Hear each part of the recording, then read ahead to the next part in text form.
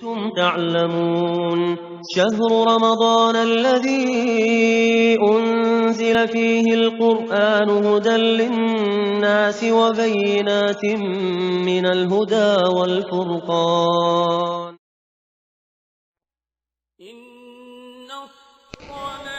bismillah naafile guddig ñetteel ga mu ne guddig ñetteel ga ku ca julli juróom benni rakka bu ci ne faatiya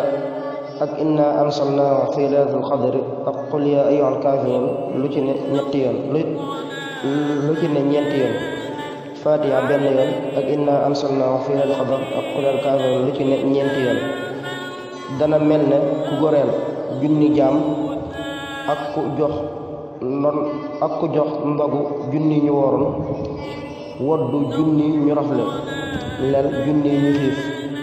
des na ko bindal itam tiyaaba ju toll ne limu nganaaw yi ci àdduna yépp te des na ko defal li ñuy defal jaami yàlla yi gën a baax ak ñi dee ci xare te deesu ko fitnaal ci bàmmeel deesu ko mbugal ci bàmmeel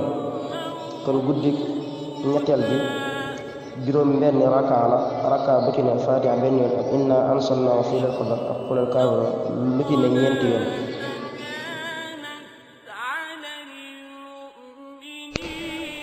bismillah naafile guddik ñetteel ga كنتم تعلمون شهر رمضان الذي أنزل فيه القرآن هدى للناس وبينات من الهدى والفرقان